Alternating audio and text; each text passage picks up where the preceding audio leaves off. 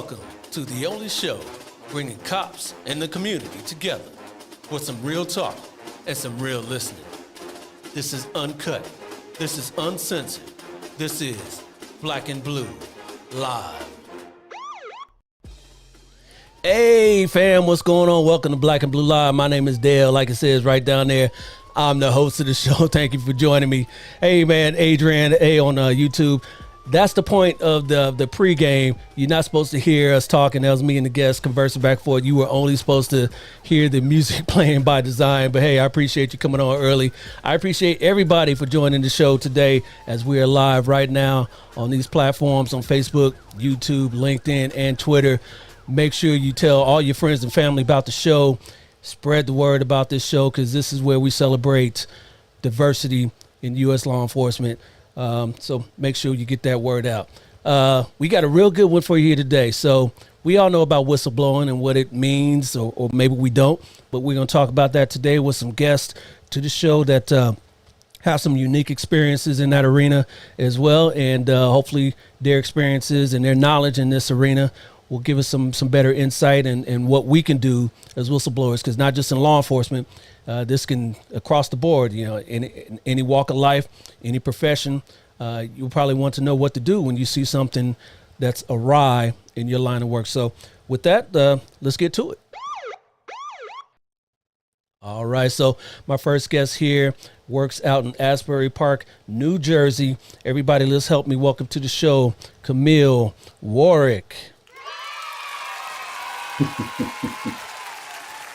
How you doing, sir? I'm doing wonderful, brother. Thank you, Brother Dale, for having me. Much appreciate Absolutely. the opportunity to speak with you and your audience. Absolutely, man. I appreciate you for coming on.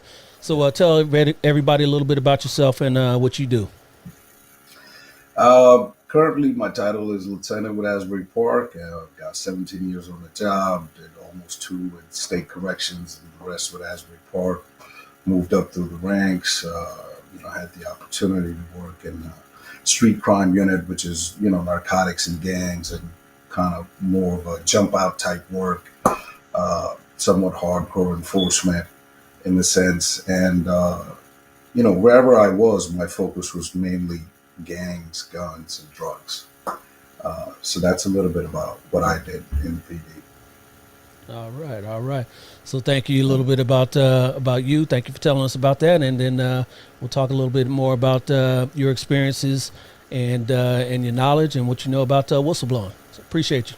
Absolutely. Yep. All right. My next guest here is retired from a police department out here in California. Everyone, please help me welcome to the show, Tyrone Hunter Jr. What's going on, my man, Ty? How you doing, Dale? Good to see you again, brother. Absolutely. You are a vet of the show. This is your third time on the program. I appreciate you. Exactly. Thank you, brother. All right. Yeah. So for those who have never seen you on this show before, tell everybody a little bit about yourself and what you did for your department. Let's see. I worked as a police officer and detective for just under 25 years for the city of Glendale Police Department, Glendale, California. I worked patrol, I worked burglary, and I worked narcotics, and then I worked major narcotics for a stint as well. From there, retired, then I moved on. I currently work background investigations part-time, and I'm an aspiring music producer right now, something I've always wanted to do. So, Hey, what's your music choice there? Country? It's all genres, brother. You know what I mean? Okay, it's just, creating. It's all creating, you know what I mean? When you get to this point, when you start retiring, you venture off into those things that, you've always wanted to do. And I'm in that place right now, so it's a good place. All right, my man, the next Mozart. All right, I got you. There you go. All right, I appreciate you coming on. Appreciate you. Thank you, brother. All right, and last but certainly not least, my man here works for a university right now as the chief of police. Everyone, please help me welcome to the show, Harrison Dillard.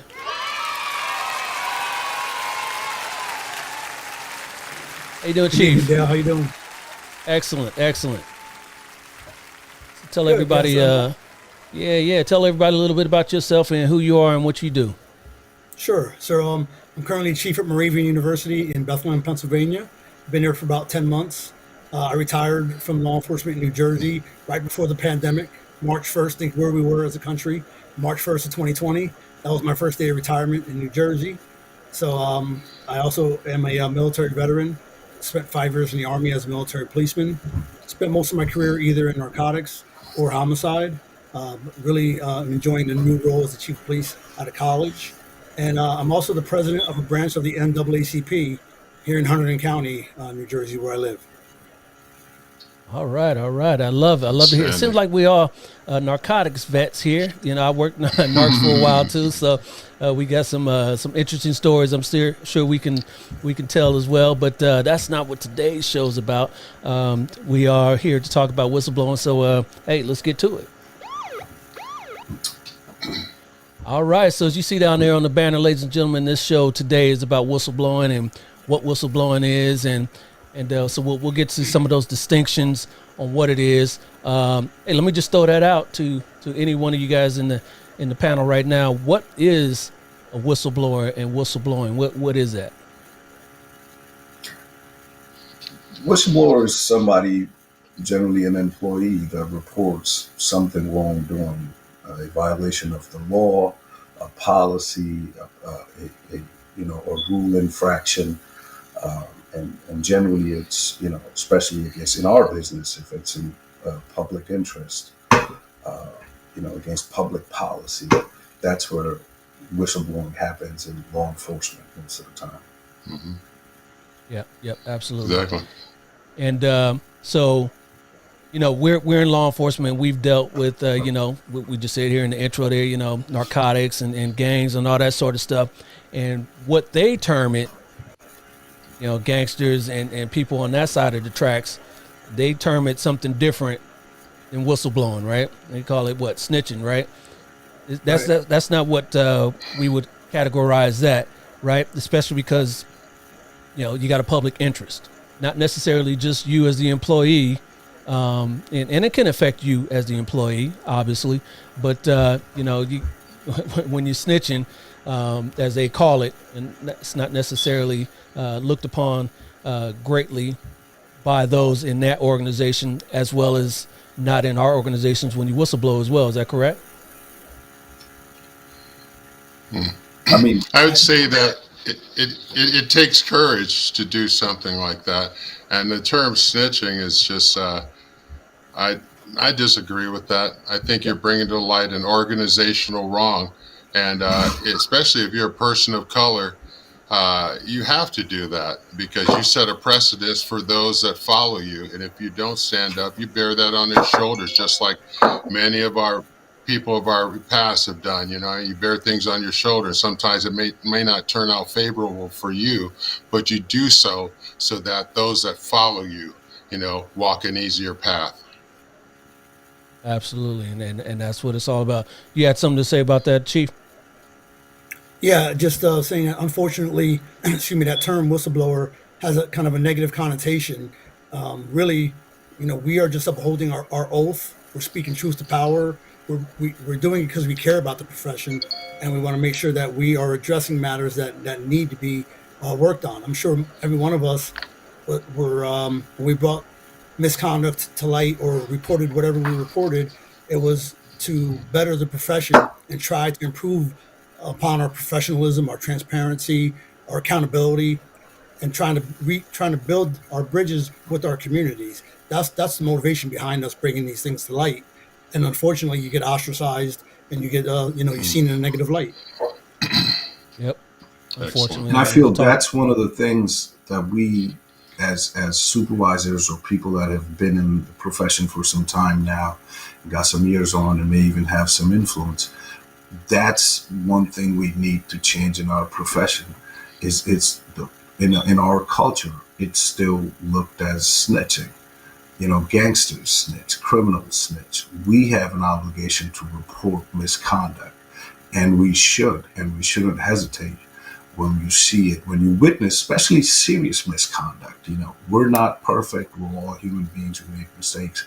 But Mm, when you witness serious misconduct, especially criminal in nature, you have an obligation to report it, and you should. And you should. And you should. So, does it necessarily have to do with illegal activity, whistleblowing? Not Pardon me? necessarily. I mean, there's. Go ahead, Chief. Yeah. Well, I was saying, you're asking if whistleblowing has to involve legal activity. Not always. Sometimes it's a policy violation. Sometimes it's a safety concern, whether it's at the range or on a live operation. A perfect example to me is that kind of checks all those boxes is a dangerous pursuit. You pursue someone in a heavily populated area, and you're not following proper protocols. It ends in tragedy too often. So you got people who violated protocols. You got people who put other people in jeopardy, innocent people in jeopardy, and in some cases violated laws. So bringing an incident like that to light checks all three of those boxes. It's not just illegal activity; it could be all those other things as well. Yeah, absolutely. Well put. So, what makes it so difficult for anyone, not just in law enforcement, to come forward with their experiences, their accounts of whatever they see that's against the law, against policy, against procedure? What makes it so difficult to do so? well, when you report police misconduct, it becomes an internal affairs matter, and we all know internal affairs. I don't know how California is, but in New Jersey has a very strong confidentiality clause. That means whatever happens, whether it's sustained, not sustained, exonerated, they're not going to talk about it. On only very few incidents where everything becomes open. But that's where a lot of the problem comes, the lack of transparency, because IA historically has been used to cover misconduct of some and then to retaliate against others. So it all really depends who you are, and that's how it's going to be used against you, depending on what your relationship is with the powers to be. Yeah, this is true. This is true. Let me get a comment on real quick from a Lindsay McCall on Facebook. She says, absolutely, we shouldn't hesitate. As a profession, we are good at telling the public what they are doing wrong, but we hesitate when it comes to one of our own. Not only do we hesitate, it's seen as treason. It's seen as treachery when you report your own. And unfortunately, too many people will blindly co-sign what some of our peers will do and not bring it to light. And and again, I get it. Like Tyrone said, it takes courage. It's hard to do. You're going to get retaliated against. That's to answer your question. Why is it difficult? Retaliation, in a word. You're going. I tell anybody who comes to me with any type of story that they're on the fence on whether they're going to report it or not. I'm very candid. I'm like, you will be retaliated against. There will be ramifications. You got to make a decision on are you willing to take that and stand up for what's right, or not. And again, it's hard. People see the things that Camille and I have been through here in New Jersey, and I can see why people are hesitant to move forward with reporting misconduct, especially when you're reporting misconduct at the highest levels of your administration. It will not end well for you, at least not initially. You'll go through the fire. Yeah. Yep. Very true. And with that said, let me pull up this little video here for you, for the public here, so they can kind of get a sense of what legal protections there are for people that bring up misconduct. Hi, I'm Secretary of Labor Marty Walsh. I started out as labor in the construction industry. I fought for workers' rights throughout my career, as a labor leader and a public official. So I know firsthand the importance of whistleblower protection laws, and I want to be clear. Every worker has the right to speak up if they're mistreated, denied their rights, or have concerns about safety. And when an employer retaliates, it's not only wrong, it's illegal. Today is National Whistleblower Appreciation Day. It's a day to honor the men and women who have bravely stepped forward to report workplace misconduct and dangerous conditions. They've not only protected themselves, they've protected their coworkers, and they've protected their community. They perform a public service to prevent wrongdoing from happening again, and we thank them. At the Department of Labor, we enforce laws that protect workers' rights. Your right is a safe workplace. Your right is to a fair wage. Your right is to time off and other benefits. You have these rights regardless of your age, the language you speak, how long you've been on the job, or your immigration status. If you work in the United States, you are protected. It's as simple as that. What do you guys think about that statement there from the Secretary of the Department of Labor? Sounds excellent. Does not work that That's exactly what I was going to say. Let me tell you, brother, That's amazing. there is no shortage of protections to quote unquote to whistleblowers on paper. I mean, even though there's some more laws that I actually personally know that are being worked out and are in the Senate, in United States Senate, to give better protection. The problem is that we can't even really enforce what we already have in place. You know, it's if you walk into any, and again, I strictly speak for New Jersey. If you walk into any law enforcement agency in New Jersey, you'll see this page right there at somewhere on one of the employee boards that says, you know, Conscientious Employee Protection Act, and it kind of tells you what it is and what kind of activity is protected and what you should do about it. But if you look at the number of police whistleblowers that have been retaliated against in New Jersey, it will tell you that it's just on paper. And the people that are, that are supposed to protect you, that have the obligation by law to protect you, are the very ones that will leave you out there to hang dry. And that's why it's not something that, you know, people are quick to do. In fact, very little people do. You know, you become an outlier when you do. That's what I think about that. No, Right. I can confess to that. I'm the poster child for that. I'm telling you. I remember when I first came on, I was in training, okay, and I had a particular trainer that FTO, I guess you would call him, and his training consisted of showing up for breakfast with his senior guys.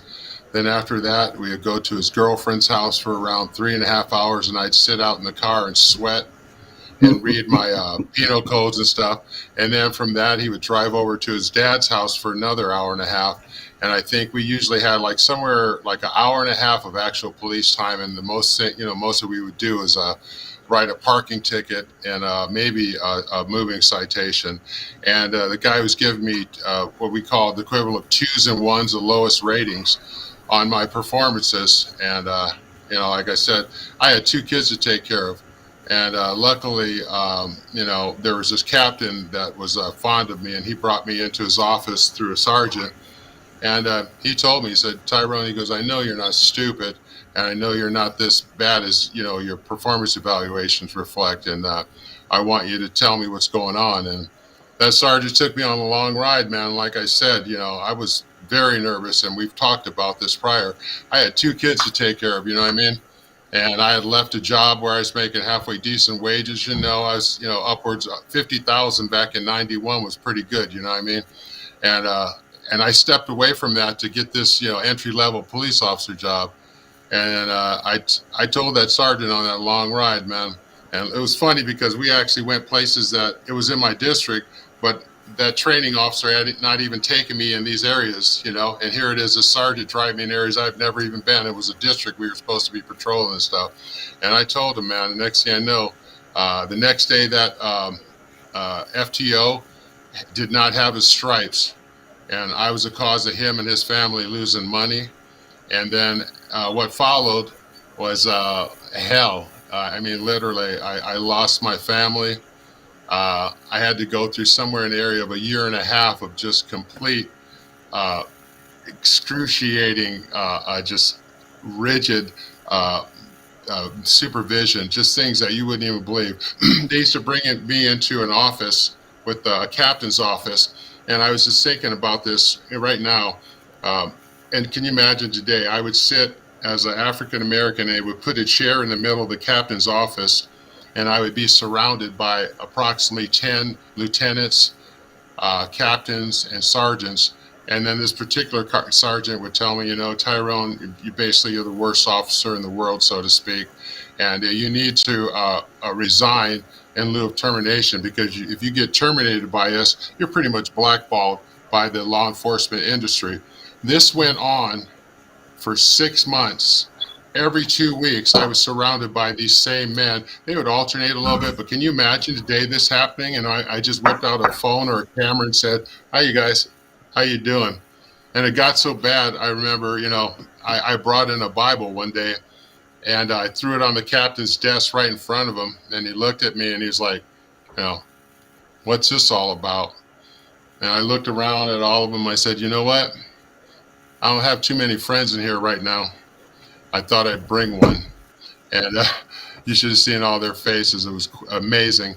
And shortly thereafter, they gave me an opportunity to get my job back, and they put me in that same captain's office with all those other people around me, and they told me, we want you to thrive and survive with our organization.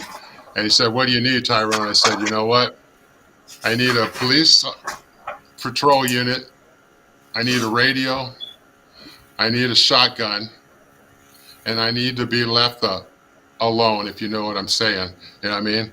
And after that, I took everything, those words they gave me, and all that criticism, and I tried to be the best police officer I could from the rest of my career after that. And it went on, even though, you know what I mean? Wow. That's a story right there. And those are the sorts of things that, that come up on the daily around this country. Everyone's got maybe not as extreme and some maybe more extreme than that. But those are sort of stories that, you had to worry about just because, you said something about your FTO.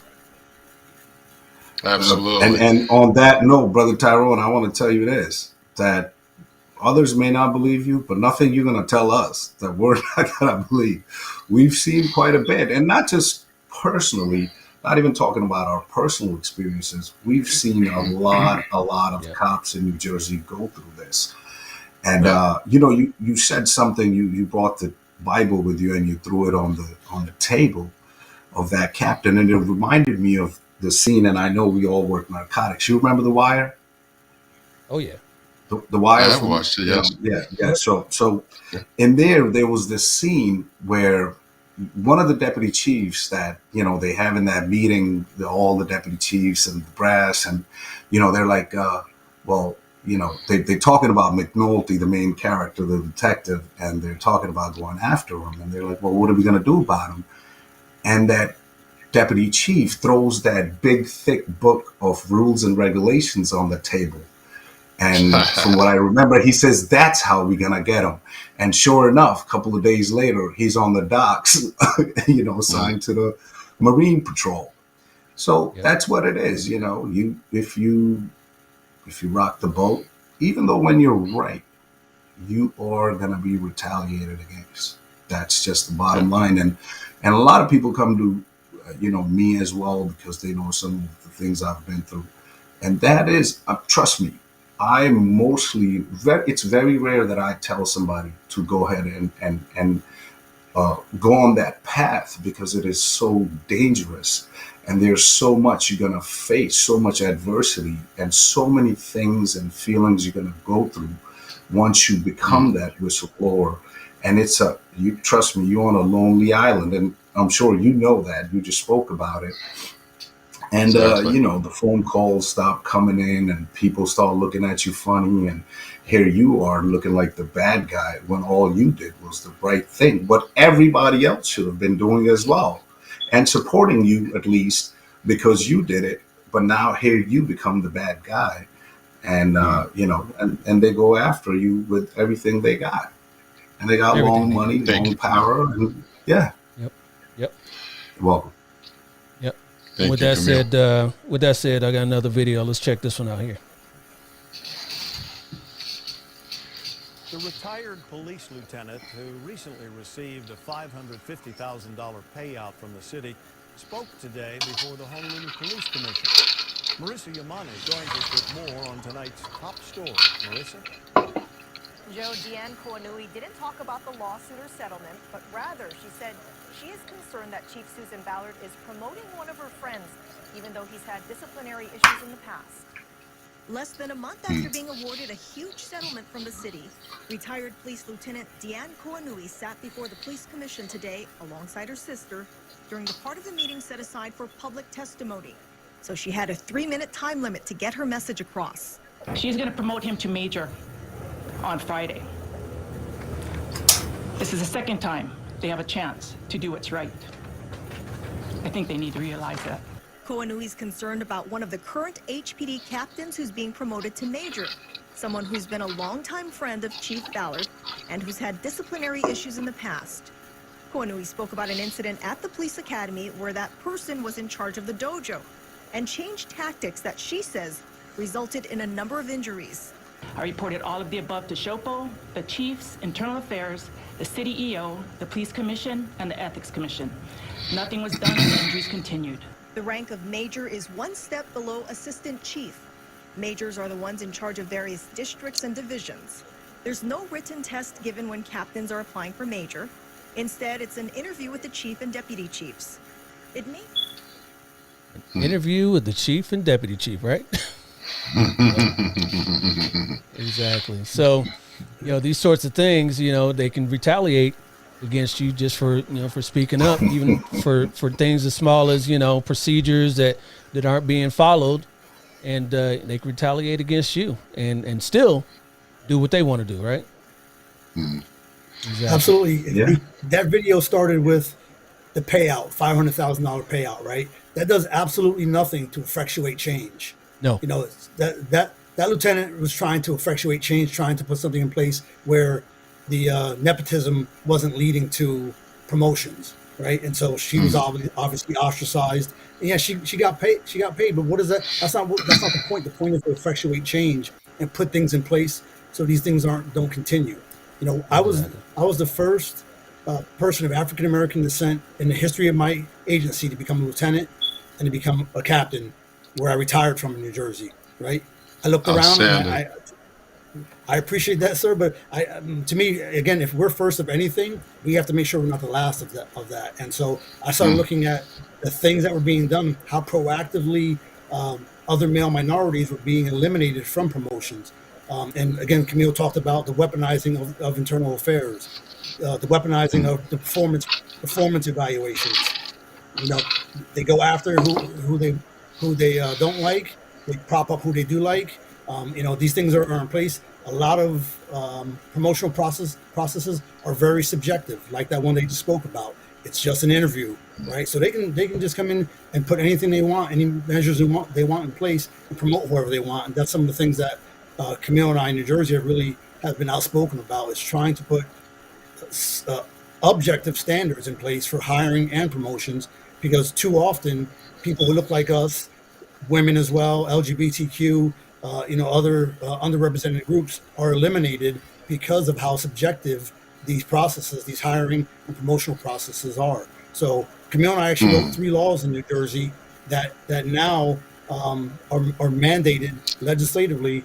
The governor signed them into law September of last year, where law enforcement agencies must have a proactive recruitment policy and program. They must have a formal mentorship program, and third law puts oversight on the hiring process, because not enough eyes are on that, and it's very subjective, and there's very little accountability. So everything we're talking about is about improving the profession. It's about making things better for everybody, so we have equal chances and we have more inclusivity in our profession.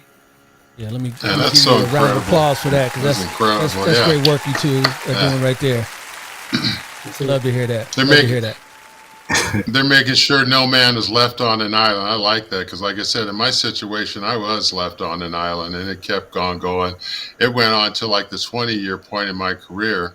And I remember I came down, I was getting ready for a shift one day, and Obama was getting ready. Well, he did. He just got elected, and there's one of his campaign bottles of water perfectly placed in front of my locker with some, disparaging statements other than the N-word, if you know what I mean. And I looked at that and I was like, I've been here for 20 years. I've been shot at. I've risked my life. I've been hit by 4 cars and a Ryder truck.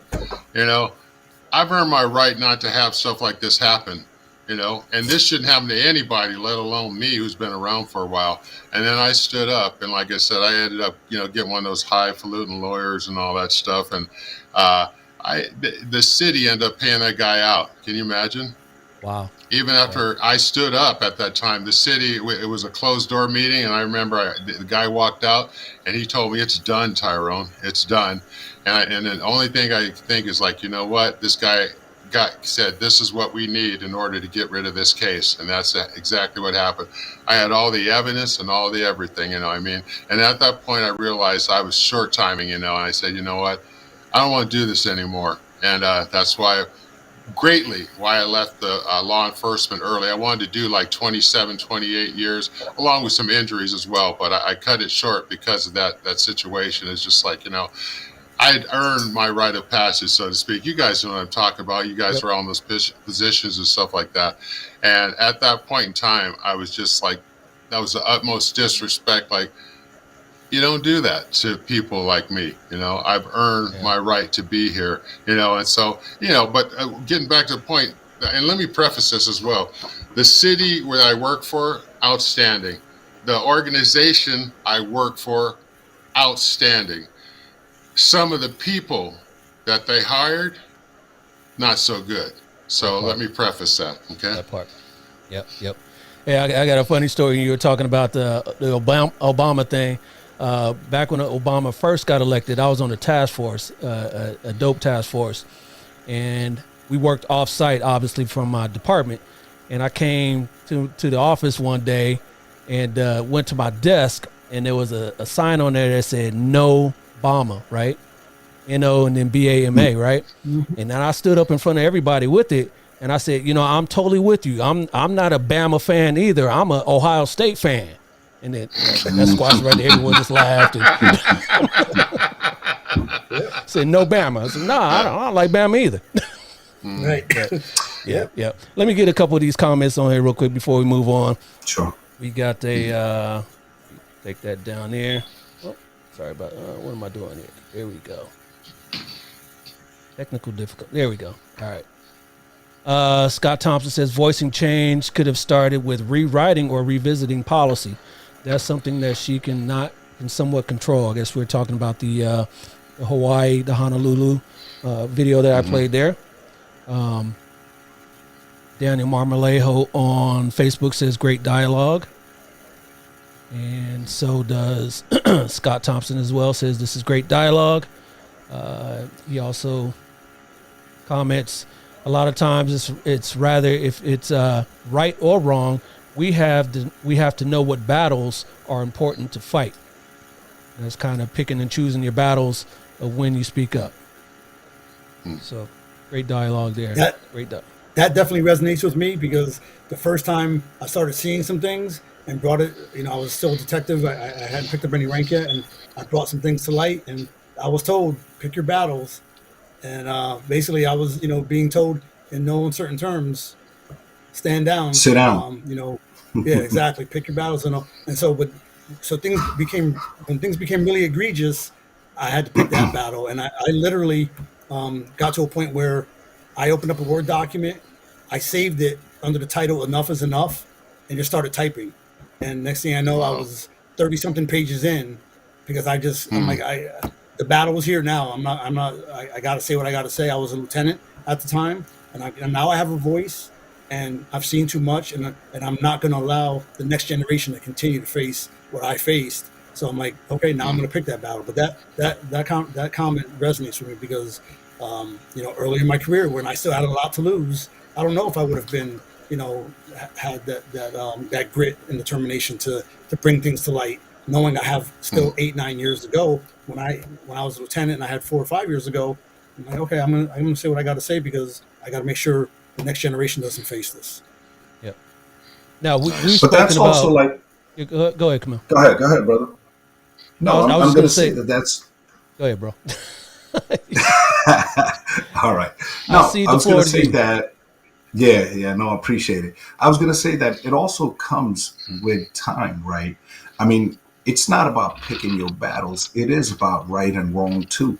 And when you start thinking like that, pick your battles. I understand it just in general in life. It's important to be diplomatic. It's important not to aggravate people. It's important to do things in a manner which is not confrontational. But at some point, you have to confront it. You have to confront it head on, because if you don't, it doesn't matter how much time you got on. When you question status quo, they're gonna come at you. You can be a patrolman or you can be the chief of police. If things have been done in a certain manner, if people have had the audacity to make certain comments, like even Brother Tyrone said, or you mentioned, and all of us have experienced, whenever you do, there's going to be a problem. There's going to be a lashback. Exactly. Absolutely. Backlash, I'm sorry. Yeah, Sure. and that. But a lot of the things that we've been speaking about have been overt. Retaliation. With a loss of position, Tyrone being surrounded in an office. What about those not so overt forms of retaliation? Being ostracized by your peers, your peers not responding to back you as quickly as maybe they once did. What sort of remedies are those are for those sorts of situations, or are there? That I've been through that. Let's see now. I told you about that first little situation I had with the training officer, and following that, and I basically told myself I was going to be the best police officer I could possibly be, no matter what the situation prevailed. And from there, I just worked hard and stuff like that. But even still, I had people, coming down on me no matter what, trying to, deflect, the best efforts that I could do and stuff like that. So, Yeah. Yep. Yep, and Tyrone, when you mentioned that, when you spoke to the captain, you basically told him what I need to do. My job is to be left alone, right? But we didn't get into this job to be left alone, right? We got in this job because of the camaraderie and to be part of the community, right? So that comes with there's a cost to that as well as being left alone, because sometimes they'll leave you alone when you need help as well. So there's being ostracized again. To me, I haven't met someone who has been in a situation like this that has not been ostracized. And again, most times than not, I've seen where you report misconduct, especially if you reported misconduct about your higher ups. In New Jersey, it goes to the next chain, right? And it goes. So if it's a local municipality, it goes to the county. If it's the county, then it goes to the state. And more times than not, I've seen the investigation kicked back down to the entity that the complaint is about. How crazy is that? How you don't expect to be retaliated against when you make a complaint about your bosses? The complaint goes to the next higher level, and the next higher level says, "Nope, you handle it." An and that was agency. that was the point I was driving at too, because I had been there, like at the agency, and I didn't get my first promotion for 11 years. Can you imagine? Yeah. I put in for, I was like, at that point, I was pretty much the number one narcotics officer, street officer at the time. And I put in year after year after year after year. And I had recommendations from the California Narcotics Association saying, hey, this guy knows what he's doing, and awards and stuff like that. And I still could not make that, particular bureau. And what's funny is eventually there was a lieutenant that came along, and Gary Monaquello, I want to say thank you, man, from the bottom of my heart. He gave me an opportunity to work Glendale PD Narcotics, and their organization had opened up, 1901. And as you stated, I was the first Glendale Police Narcotics officer of color. And to this day, I'm still the only Glendale Police Narcotics officer of color. So Wow. I know I've been in all those places, brother, all those places. But the thing is, you don't hate, you don't celebrate. I had another situation where, they brought me in the captain's office, and they were like, talk about peer pressure and what I felt as a African-American officer. And I said, well, I spent pretty much my whole career being the only African American in lineup after lineup after lineup, because there's only 4 or 5 of us, I think, when I worked there pretty much my whole career. I said lineup after lineup after lineup. I was the only person of color, and I'm biracial, you know what I mean? And they were like, well, what can we do? I said, well, I'm at the tail end here, but, hey, you could do something about this, you could. And one thing I pride myself on, and you guys are higher places than I am, but, at my, line level, I was able to speak with a captain at that time and address those issues of being the only person of color, even though I am biracial, and the feelings that I had. It was, you're part of that, brotherhood of police officers, but also, you want to feel like your community is represented as well. And within, I want to say, the next 6 to 12 months, they had hired 5 persons of color, a female, and I believe it was 4 other officers. And 2 of those brothers are now sergeants. I believe the female might be a sergeant right now, too. So I always take pride in that, saying, like I said, I'm not where you guys are, but, because of, my little line level efforts and, and sticking my neck out there, so to speak, being the whistleblower, I mean, some people were able to advance. And like I said, that I take great pride in that, what I mean? As you should, 100%. As you should. You should. You get applause for that as well, my brother. There you go. Yep. Price you may pay for being a whistleblower, you may not directly benefit from it. In fact, you may get harmed from what you did, but others will benefit because it puts the people in charge at notice that, look, someone has brought these issues to light. Now there's some kind of, some kind of, we're being watched, or at least it's out in the public or wherever it is in court or whatever. But, you talked about being ostracized, man. It's difficult to deal with when people you hung out with or went to academy with or supervisors you looked up to and thought of your older brothers and sisters, and they give you that look. And everything you did is right, but yet they don't approve of it because they have that culture of, oh, you snitched, or whatever it is. They don't want status quo change because it benefits them. And going back to what are some of the remedies, sometimes there are no remedies. If you don't have the mental fortitude to walk this path alone, you probably shouldn't do it. That's the bottom line. If you can't fight that fight by yourself, you probably shouldn't be in that fight. And that's something I learned with experience. I used to look to my right and left and see who's standing there with me, until I got to that point where I don't look to it. I have my support network. I have some good friends, but I know where I'm at. I have to face this alone, and that's the only way to do it. So, yes. You're right. Yes, you're right. yes. Hence that term I used early on. It takes courage. Yeah. Yeah. It does. It does, absolutely. Let me go to the comment wall real quick, because we got a long response here from someone who says, Lieutenant Warwick and Chief Dillard, let me clarify. I'm not saying to confront. I'm just simply saying sometimes it's about timing. However, I'm never going to jeopardize my integrity, especially if it's egregious, violates law, policy, or someone's safety. That's from Scott Thompson on Facebook. What do you guys think about that response there? I agree with that one because, you have to understand the politics of your PD, of your town, what's going on at that moment. Who's getting promoted, demoted, what kind of positions are being trying to filled, who's in IA, what kind of person is in IA, or there's a mayor's election going on, right? How would that influence what you're talking about?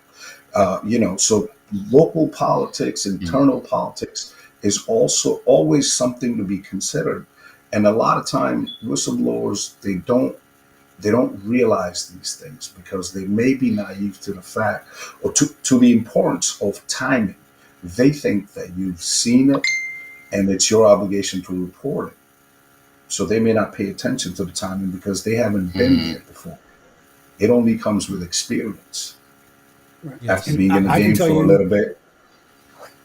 yep. Go ahead. I can tell you, again, earlier in my career, if I saw the pattern of inequities that I saw later in my career, I would have brought it to light then. So, but earlier in my career, I was in a room when someone called a black person a shine in front of supervisors, right? And absolutely nothing was done, right? That sent a clear message to me that that's not that battle to fight. That was an isolated incident, but it was something that obviously caught my attention. And again, like Tyrone, I'm biracial, so it definitely caught my attention. But it also, by seeing that supervisors in the room did absolutely nothing about it, I picked that as okay. I'm going to stand down at that.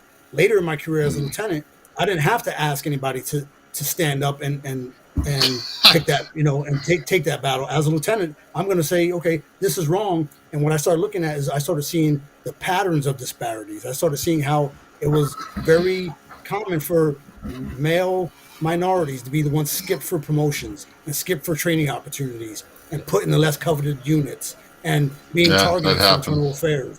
Right. So I'm seeing the pattern laid out in front of me, and I'm like, this is systemic inequities. This is not an isolated incident. As egregious as that still is to me, to call somebody a shine in a law enforcement agency, that's egregious, but it wasn't a systemic issue. But when I saw the systemic patterns of inequities, that's when I said enough is enough, and I really have to bring truth to light. And I was a lieutenant, and I didn't have to ask somebody, should this fight be fought? I'm going to do it myself now because I have the ability to do that. And to take one step further, I mean, you're talking about, somebody made that comment and supervisors is laughing at it or they're present. How about if the supervisors are making the comments? Then what? Right. Then Right. what message you get right there? You already know that it's not going to go nowhere. Especially when you new in your career, you try to hold on to that job. You need these people. You need them for backup on the road, for advice.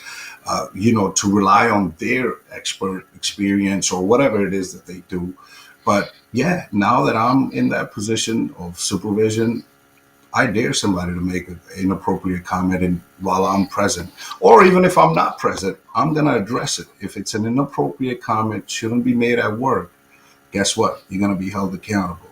Nobody Yes. has to Yes. report it. If I find out, I'll address it myself.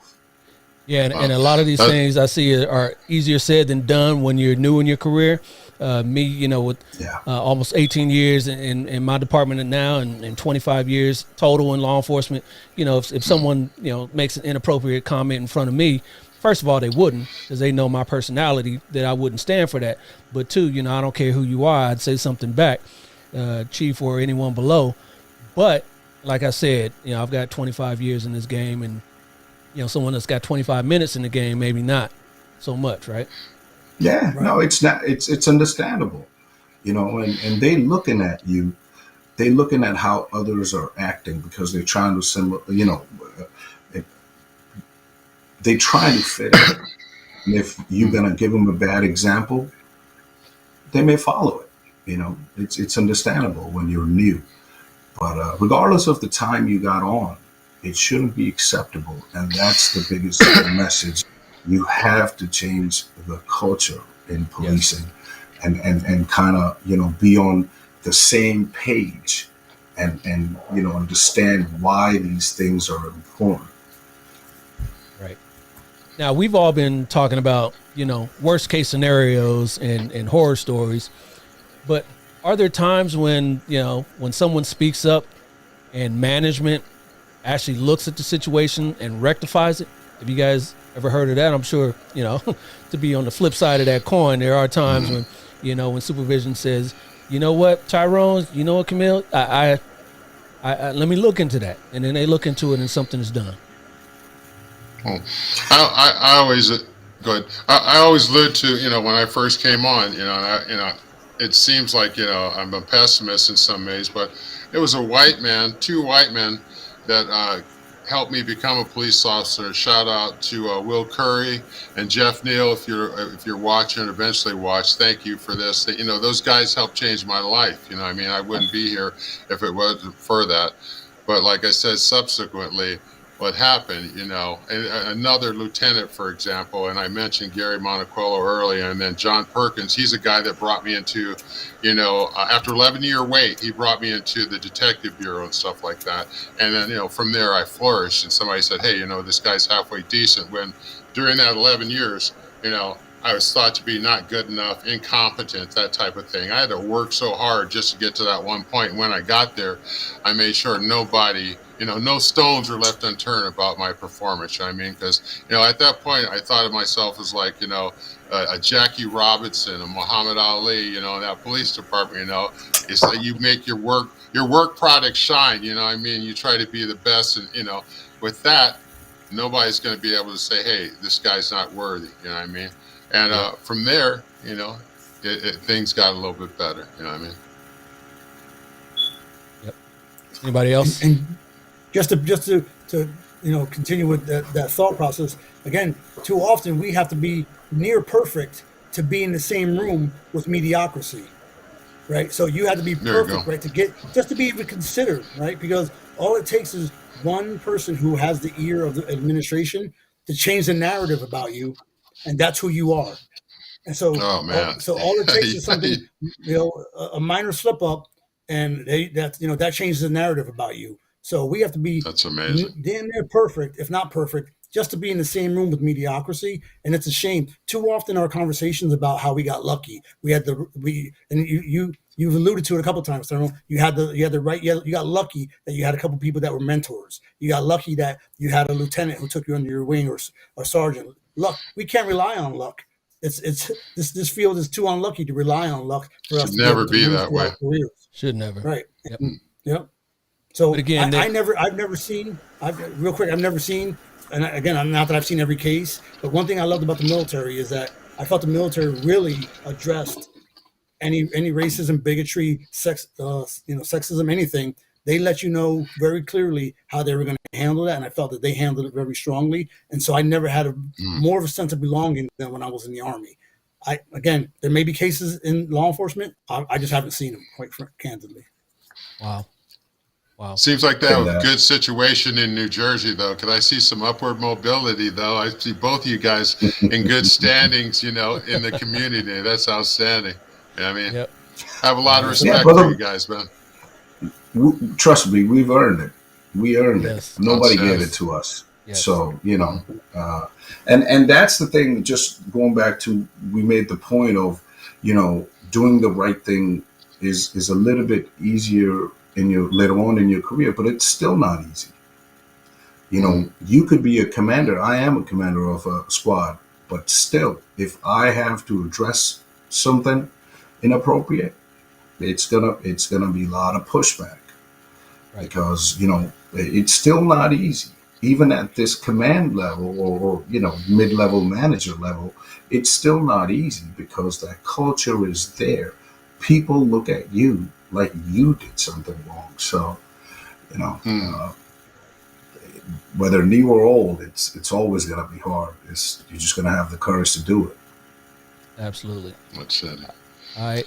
Another video time. Let's check this one out. Always tell the truth. The words of a Chicago police sergeant who says he's being punished for telling the truth about an officer-involved shooting. CBS 2's Jim Williams reports the whistleblower is filing a lawsuit against the city.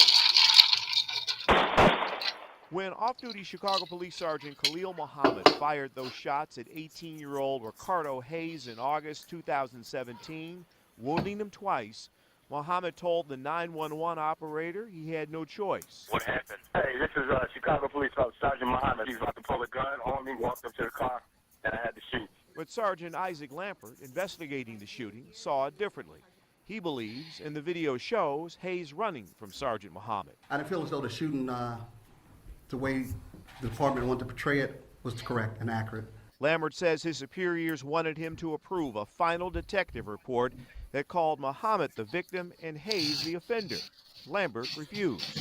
Always tell the truth and always do what's right. Lambert says his bosses have retaliated moving him from the coveted detective division to patrol. This is the form that retaliation takes. That's being transferred out of a job that he loved, being a detective, where he'd been doing a good job for 9 years, back to the patrol division, which is definitely viewed by everyone as a step backwards. Isaac Lambert has filed suit against the department. He believes he'll pay a price for taking his employer to court. A lot of people are not going to touch me. They're going to look at me in a different way because a lot of people are afraid to speak up on this department. Yep. What do you guys think about that? That was me 10 years ago, brother. Exactly. Yep. 10 years ago. It's amazing. And it goes on, you know, and in this one, this was a blue thing because, you know, it looked like, you know, both sides of that coin were black detectives, right? But, you know, it shined a different light on the police department that management didn't want shown. So, you know, they asked that detective to, you know, sign off to make the department look a little bit better, and he wanted to do the right thing, and no, that's not how I saw it, and he paid the price for it. Imagine if that incident wasn't on video. Right. That's it. You know, where would he have been? He wouldn't have the evidence to support his findings, and so if he just decided not to get along, and write and approve that report, and he didn't have that video, he probably would have lost his job, and he would probably be fighting even more of an uphill battle. So video and body cams and all that has been a godsend for us, because people have to tell the truth now because it's recorded more times than not. Thankfully, I'm super thankful for that. I'm just amazed how they get away with, you know, transfer him out of the detective bureau where he's been for 9 years, and then just all of a sudden, you know, back to patrol when, you know, he wasn't scheduled to go back to patrol. I mean, how do they justify that, you know, on paper? But, you know, needs of the department, or, you know, of course. How do you kind of, you know? Well, think about it, right? There wasn't a need before I didn't approve this report, right? Yeah. But think about it. Who is going to hold them accountable? Who's going to hold them accountable? Nobody. The county DA or the prosecutor is not going to step in and say, "Oh, this is retaliatory. You can't do this to this man."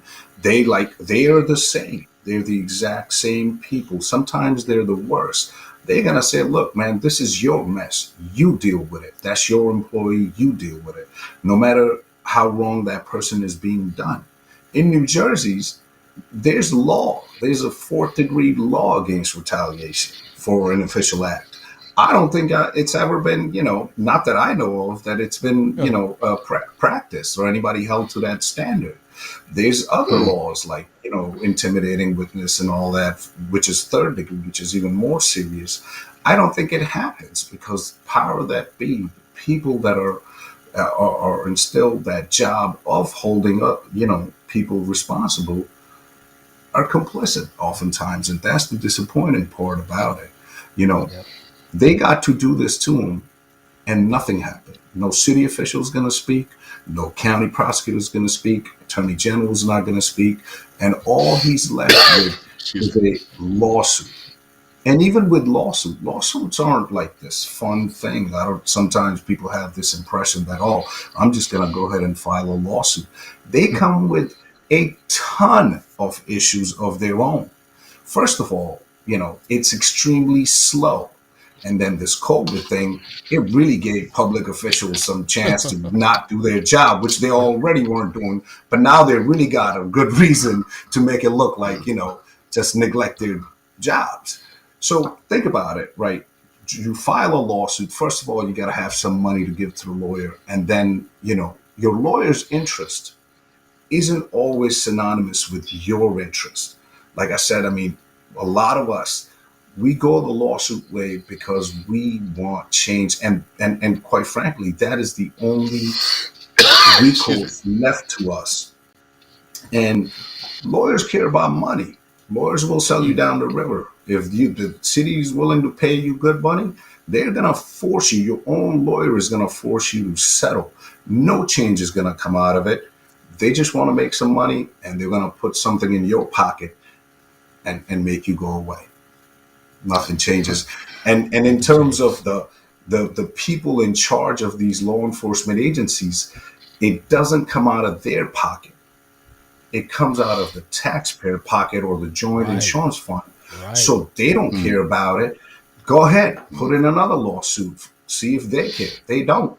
And a lot of times they're tight with the city or county management or even state officials. And it's all, everyone's tied in. And they will back you up. These responsible people, even when they shouldn't, out of principle, and it's wrong, they will still go ahead and back them up because they have a tied interest. Exactly. True. All right, gentlemen, I enjoyed this conversation. This is a really robust conversation. We had some good feedback from the audience, but we're going to lighten the mood here a little bit, and we're going to play a game here, and this game here is Family Game Night. Family Game Night, gentlemen. Yes. Here he goes. What we're going to do today is we're going to play some Black Jeopardy. Black Jeopardy. Black and Blue Jeopardy. Since we're talking about whistleblowers, these are categories that have to do with whistling somehow, right? So we will, you all know how to play Jeopardy. The one with the most points here at the end will be our winner here for today.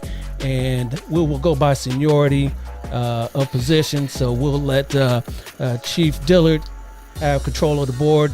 We've got songs to whistle to, hoops, the gridiron, the silver screen, and Too Short. The board is yours there, Chief. Let's go big with the silver screen for 500. Silver screen for 500. All right. Joseph Gordon-Levitt stars in this true story of an NSA contractor who leaks information about the agency's illegal surveillance activities to the press. 4, 3, 2, 1. Yeah, he said what? That's negative. Anybody else want to chime in on that? Snowden? That was you, Camille. Remember, this is Jeopardy, so you got to answer it in the form of a question. Is it Snowden? Yes, it is Snowden. Yes.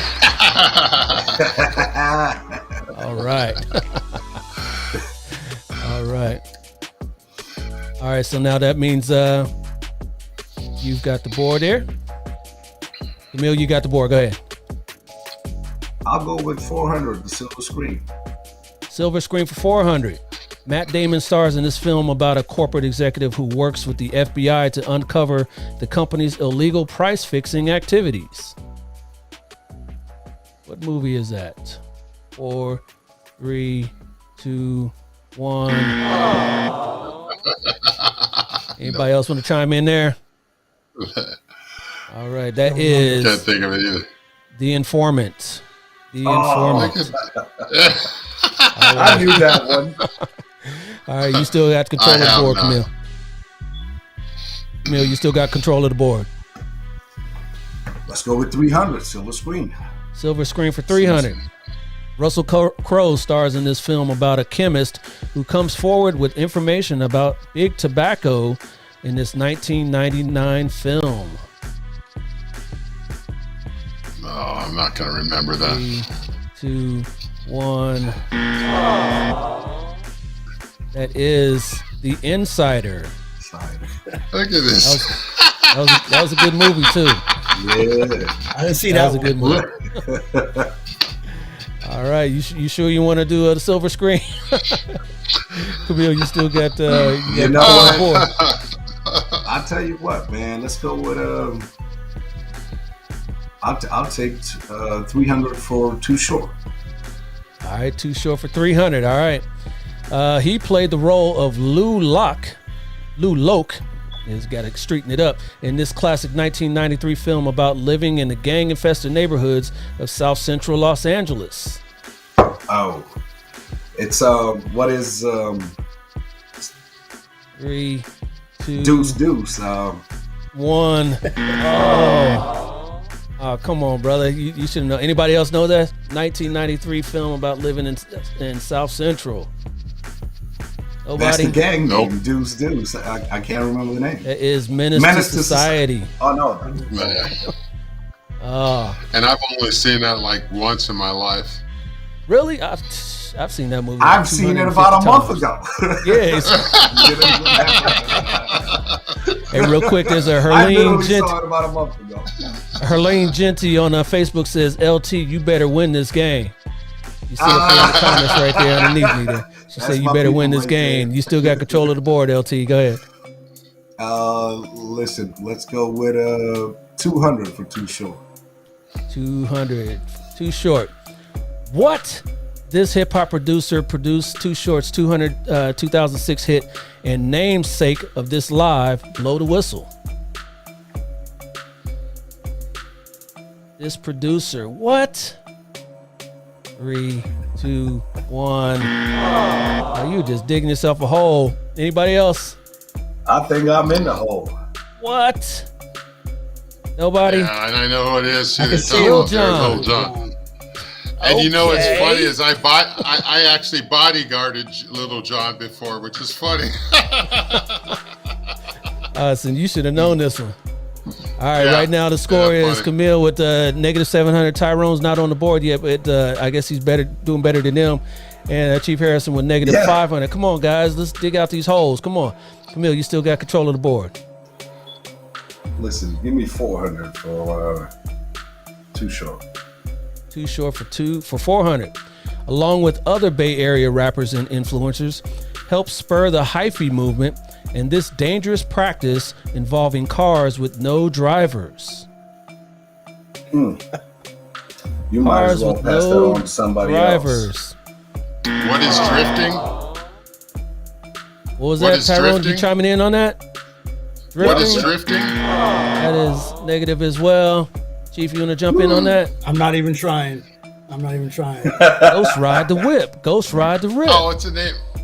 Oh, I didn't know it Ghost was a Ride movie the name. Whip. You guys never heard that? Ghost Riding the Whip? You guys don't do that on the East Coast? That's some Cali stuff.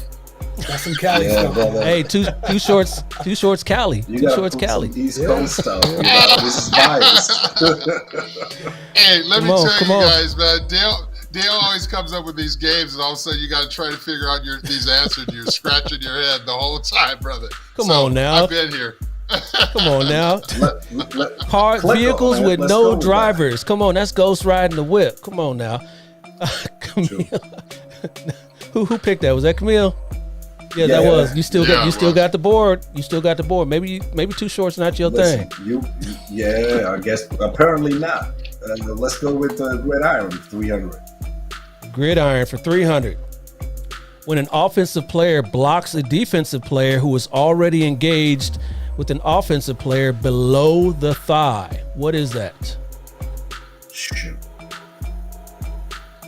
Clipping. 3, 2, 1. What is this? Anybody else want to jump in there? I think Tyrone said it. Tyrone, what was that? Clipping, right? We will take that. Yes. There you go. Shot block. Yeah. Clipping. Yeah, chop block clipping. Yeah. Yep. Clipping. Yep. All right. Finally, somebody answered the question right. Yes. All right, Tyrone, you got the board now. Oh man, let's go with songs to whistle to for 300. Songs to whistle to for 300. This 1967 Otis Redding song espouses the benefits of simply chilling outside near the water. What is sitting on the dock of the bay? That is correct. Sitting by the dock of the bay. All right, now you were in the positive 200. That's what I'm talking about. You still got the board. Songs to whistle to for 400. All right, this 1987 pop hit by the Bangles had everyone strolling in a particular manner. Ashman Carrios, I love you, brother. What is Walk Like an Egyptian? That is Walk Like an Egyptian. Yes, there is a whistling part of that song. So all this has something to do with whistling. All right, you still got the board. Let's go with songs to whistle to for 500.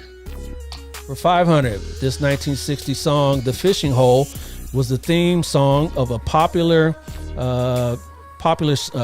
supposed to be a TV show about a small town sheriff. What is Mayberry RFD? I will go with that. The Andy Griffith Show. Everyone knows that whistling. Show. Yeah, I'm sorry. I might Everyone hear it. knows that That is whistle. Andy for sure. Yeah. Dun, Okay. dun, dun, dun, dun, dun, dun. Yeah, everyone see. Come on. There you go. Remember, Okay. whoever has the board doesn't have to be the one answering. If you know the answer before that person, you can sound off. Just like in Jeopardy. I was waiting. I thought they had. Yeah, no, I thought they had no, first, no. First If dibs. you know it before, if you know it before That's a anybody good else, one. just say your name. Just say your name. Especially with me being so slow. You guys go Exactly. ahead. So just sound off, but he still got control of the board. Go ahead, Tyrone. Songs to whistle to for 200. For 200, this a cappella song by Bobby McFerrin won the Grammy Award for Song of the Year in 1989. Don't worry, be happy. What is Who don't was that? worry? Was be that happy? was that the Chief? Yes, that is the Chief. There Yes. you go. Okay. All right, there we go. See, now you're moving up in time a little bit. See, now I know. Now I know the rules. I got it. Hey, you didn't know Little John. Y'all ain't know Little John. Come on now. I had it in my head. I just couldn't think of him. Let's go. Go ahead, with Chief, you got the gridiron board. for 400. Gridiron for 400. When a player, whether offensive or defensive, restricts the other from catching the ball. What is interference? I'll go with that. Yes. What is Pass interference. what is Yes. pass interference? Yeah. Yep. All right. Go ahead, Chief. Let's go with 500 for gridiron. Gridiron for 500. When a player uses violent methods to tackle or block another player. What is unnecessary roughness? You got to say your name. Somebody say your name first. Harrison. All right, Harrison, what is it? Harrison said, What is unnecessary roughness? Yes, Harrison said his name. Yes. That is unnecessary come up. roughness. Say your name. You got to say your name to be recognized. Okay. All right. Score is negative 1,400 for Camille, Tyrone 1,100, and Chief Harrison's got 600. And Chief, you still got the board. Go ahead. Let me go with hoops for 500. Hoops for 500. Issued to enforce administrative or code of conduct rules. What is the MOU? This is basketball. Oh, my bad. My bad. Hoops. My bad. Issued to enforce administrative or code of conduct. Anybody? 3, 2, 1. Got me, man. A technical foul. Really? Conduct. Yeah, when somebody acts like a fool, they get teed up, right? Yeah. All right. Chief, Look at the chief. Look at the chief. I was about to tie Tyrone, and now I'm back. All right, Harrison, you still got the board. Come on. What was that? Hoops for 400? All right. Yes, sir. When a player allows their hand to go underneath the ball while dribbling. Carry. What is Harrison? What is a carry? That is a carry. Yep. We'll go with speed round now. All right, here we go. Let's go. Hoops for 300. Hoops for 300. When a player either uses two hands to dribble or stops with the ball and starts dribbling again. Harrison, What is double dribble? That was Harrison. Okay. You got to say your name. Say your name, and Harrison did it. Yes. Double dribble. Yep. All right. Still yours, 200 Chief. for hoops. 200. When an offensive player has made significant contact with a defender that has established position. Hunter, what is an Harrison? offensive foul? More specific. Harrison, what is What? charge? Harrison, that is a charge. Yes. Yeah, you're right. He's coming up. I think we found your category there, Chief. Where you at, Camille? Watching y'all. You'll do the hoops, huh? Come on, we still got a few in here that you can get in here. Go ahead, Chief. Let's finish up hoops for 100. Hoops for 100. When a player has taken more than 2 steps without the ball being dribbled. Harrison, Hunter, what is traveling? Harrison, got that? Yes. Traveling it is. All right, all tied up between Harrison and Tyrone. There we go. Neck and neck, neck and neck. Neck and neck. All right, go ahead. Gridiron for 200. Gridiron for 200. When an offensive player is either not set or moves forward before the center snaps the ball. 3, 2, 1. What is Harrison? What is There's a Anybody? term I can say? False start. False start. False Yeah, start, that's yeah. what it is. I couldn't think of it. It was offside for defense. Yeah.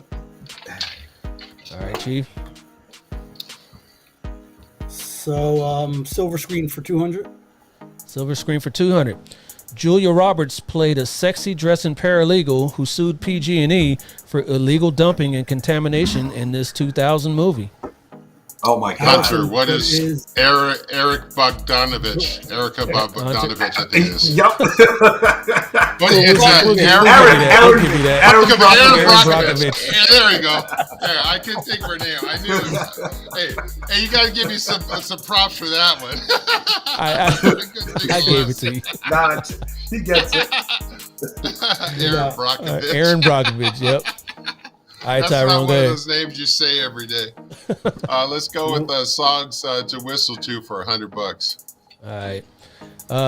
This 2010 Maroon 5 hit pays tribute to the dancing style of an iconic rock and roll star.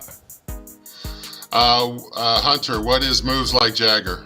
That is Moves Like Jagger. I got the moves like Jagger. And all those songs had whistling in it, and this song had whistling in it. All right. Yeah. Go ahead, Tyrone. Gridiron for 100. Gridiron for 100. When a player grabs or pulls the guard on the front of the helmet of another player. Harrison with his face mask. Harrison, it is face mask. Yes. Nice. Harrison. Silver screen for 100. Silver screen for 100. Al Pacino starred in this 1973 true story about a New York City detective who blows the whistle on corruption in the department. Hunter, what is Serpico? Hunter, it is Serpico. Yes. All right, a couple more here for you. Well, Chief, you're almost there. Camille, you got a shot. You ain't even been answering, Camille. Let's go with let's go with Too Short for 100. Too short Since for it's 100. so close. The rapper's hometown. Hunter, what is Oakland? It is Oakland. Yes. All right, and the last one, maybe no. Yeah, he can catch you if he gets this one right. So this is the deciding one. Here we go. Released in 1988, this Too Short album is his best performing, going double platinum. Oh my God, that's gonna get me. Oh, I know the name of this too, and it's driving me nuts right now. You do. No clue.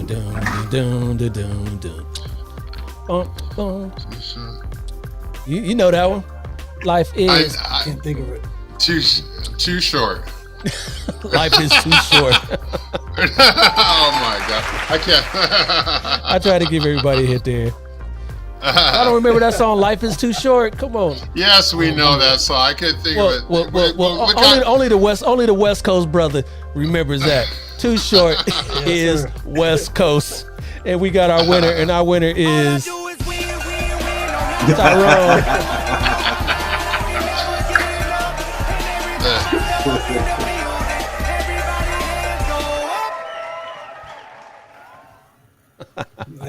Well played. Well played. Well played. Well played.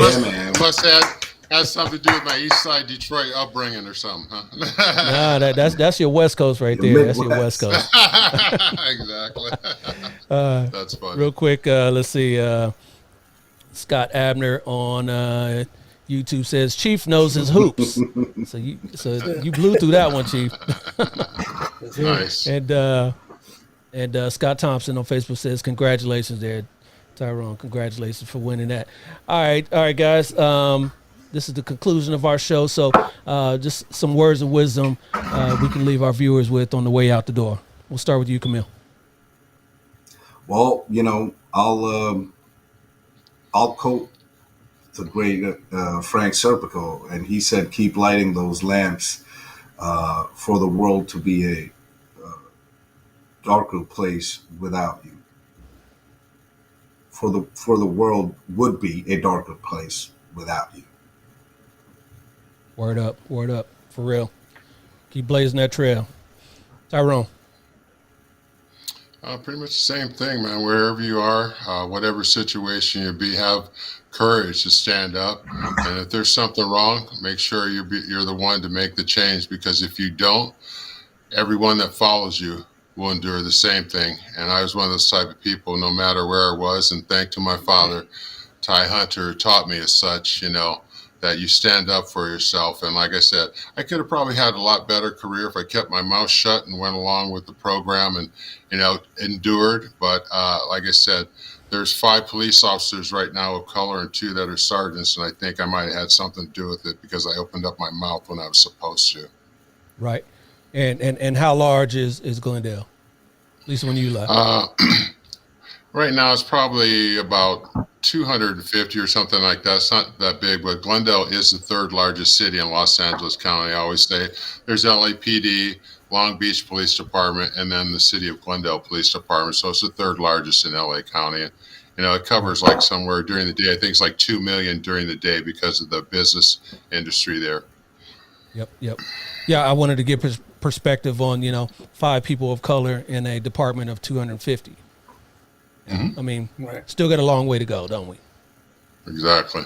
But these guys are obviously on much larger departments, so you guys know what I'm dealing with. With the scrutiny and the upward mobility was just not there. You know what I mean? And especially if you stood up for yourself, you were heavily scrutinized. And again, I appreciate you guys working in tandem and concert. Making sure that the eventual brothers and sisters that do come across this path, their path is made easier because of your efforts, and I commend you both for it. Here. Yes, sir. Chief Thanks, Chief sir. Dillard. Yeah, just again, thank you all for allowing me to be part of this. It was my pleasure to be here tonight. I absolutely love the profession of law enforcement. It was my dream job. To be an undercover narcotics detective at a young age. I knew that's what I wanted to do because I wanted to have be a positive contributor to society. I love my current job as a chief at a university even better because it gives me the ability to have a positive impact on our upcoming next generation. I always talk about the guardian versus the warrior mentality, and I'm professing. I always profess how we can be guardians the majority of the time, while also having the mindset of being able to transition into warrior should there be a threat to our community, or in my case, to the campus. So I'm loving the role that I'm in now. That coupled with the NAACP just gives me kind of a unique position to effectuate some of the change that I've been working on. So I'm super excited about the future and what it holds, and the next chapter. In this space, being able to work towards diversity and making our profession more inclusive. Absolutely. And I commend you on all you guys' efforts. I appreciate you coming on to the show. This is a great dialogue and great conversation here. And hey, stay here. Don't go anywhere. I'll be back with you in a minute. Appreciate you. Hey guys, that was a great show. What'd you guys think about that? I appreciate everybody that commented on this show today. This is what's up. This is what's up. The guests are in my ear still talking, but they can't. The guests can't see or hear what I'm talking about. But hey, you guys out there on Facebook, YouTube, Twitter, and LinkedIn, you guys are engaged in this conversation. Hey, I appreciate everybody who did. Make sure you like and you subscribe to the channels that you saw this on today, and check out the replays and hit all that, share, do all that. Make sure that this word gets out, because whistleblowing doesn't just apply to law enforcement. It's in all walks of life, as you saw in the game there.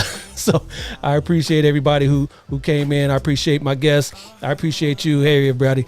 I'll be back in 2 weeks with another great Black and Blue Live, just like this one. Till then, y'all know the phrase, stay black. Over there in blue. My name is Dale. I'm out. Peace.